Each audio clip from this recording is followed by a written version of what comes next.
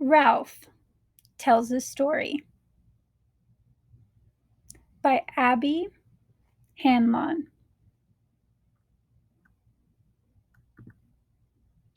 For Lulu, Burke, and Nikki.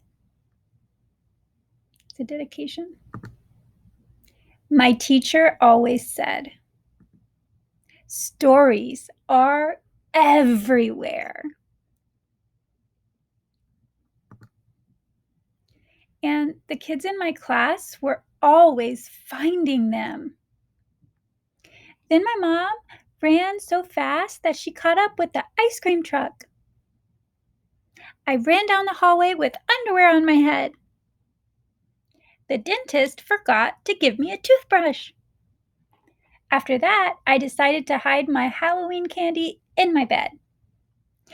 Yay! Stories, stories. But every day at writing time, I thought really hard. I stared at my paper.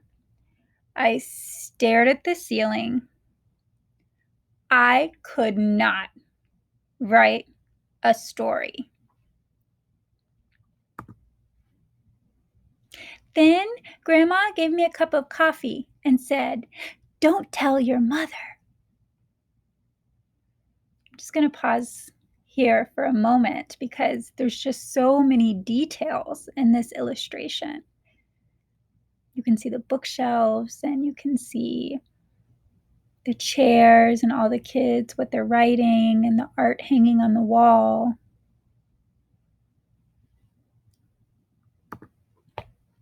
Ah! I have no story.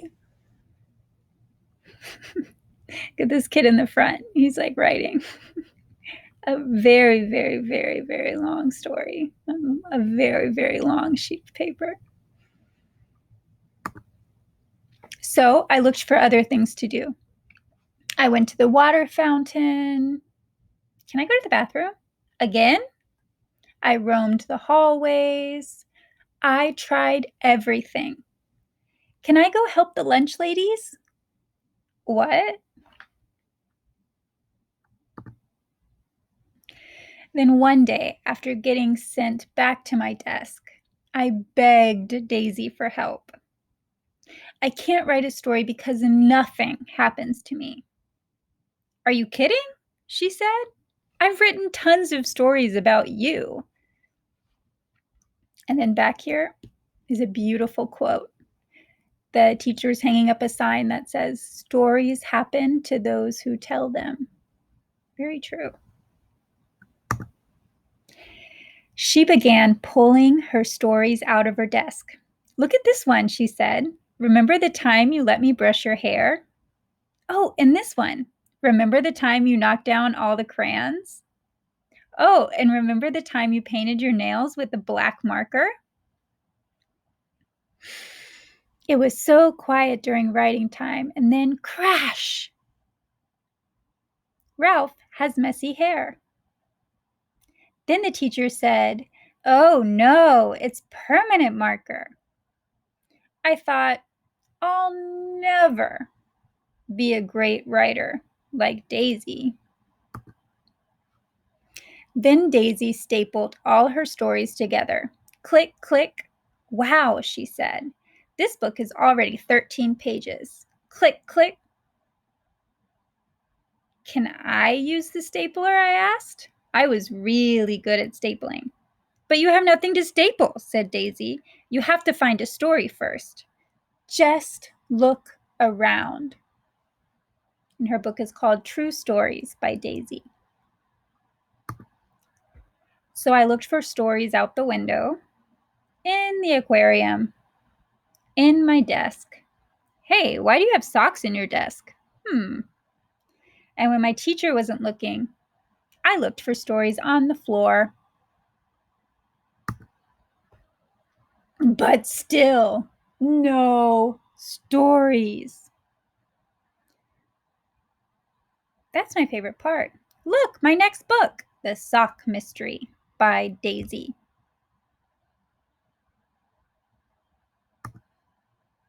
Lying under my desk reminded me of lying in the grass at the park. I closed my eyes and imagined I was at the park, just like that time a little inchworm crawled on my knee. The sun was shining right into my eyes. Squinting, I picked up the wiggly inchworm and looked at it close up. And that's when my teacher found me. "What's your story about?" she asked. I opened my eyes. I saw an inchworm." "Wonderful," she said. "I can't wait to read what you wrote." But there was no inchworm story. I sat down and tried to write about the inchworm, but right away I got stuck. "Do you know any inchworm stories?" I asked Daisy. She just rolled her eyes and kept on writing. And then my teacher said, "Writers, come to the rug. Time to share."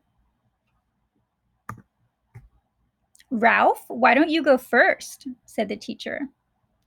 I pretended that I had lost my paper.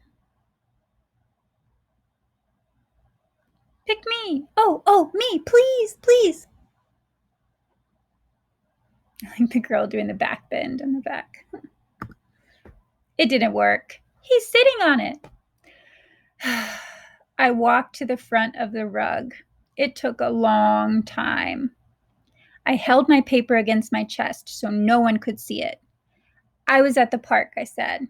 "An inchworm crawled on my knee." It was quiet.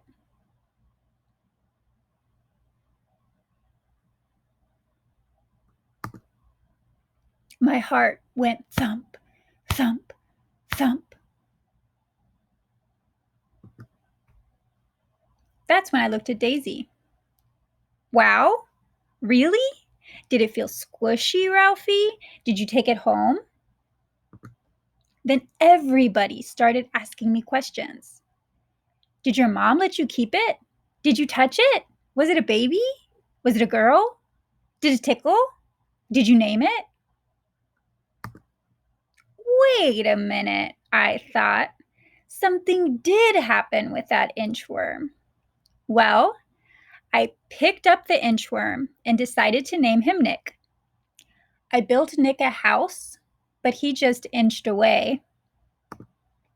So I followed him, which is why I didn't notice that someone was following me.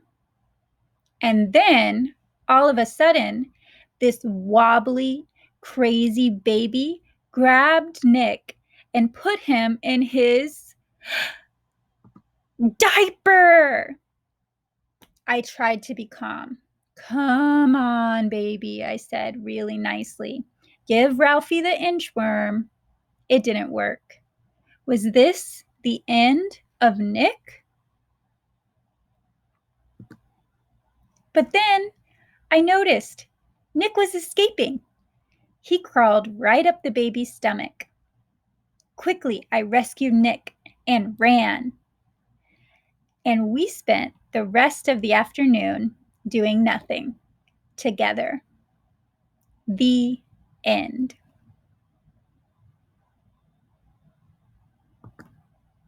Everybody clapped and cheered. "Show the picture, Ralph," someone said. "Wonderful! Hooray! Yeah, Ralph!"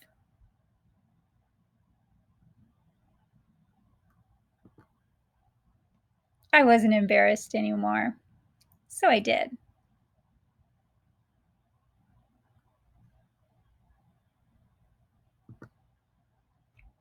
That was last year. This year, I write stories all the time. I keep finding stories everywhere. This book might be too thick to staple. 100 Funny Stories by Ralph.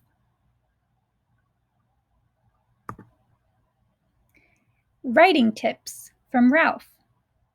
Number 1, get comfortable. Number 2, it's okay to ask for help. Once upon a time, Hey, what was that funny thing I did again? Number 3, you can always write about what you had for breakfast. Pizza in the morning by Ralph. Yum. Number 4, eat lots of chocolate. Books by Ralph. When I ate too much spaghetti by Ralph. The Shampoo Mystery by Ralph. The Marker That Never Ran Out by Ralph. The Crazy Supermarket Cart by Ralph. When My Mom Bought Me the Wrong Size Underwear by Ralph. The Lunch Lady's Friend by Ralph. When My Backpack Was Really Heavy by Ralph. The Case of the Missing Ice Cubes by Ralph. The Worst Staple Jam Ever by Ralph. When My Baby Brother Ate Hot Sauce by Ralph. The Scariest Hamster by Ralph. When Milk Came Out of My Nose by Ralph. Daisy's Embarrassing Birthday Party by Ralph. When the Librarian Yelled Really Loud at Me by Ralph. The Smelly Band-Aid. Sounds like a horror story by Ralph. When the Principal Tripped by Ralph. My Bathroom Emergency by Ralph. The Inchworm Returns by Ralph. Man, I would love to read some of these stories. They sound so interesting.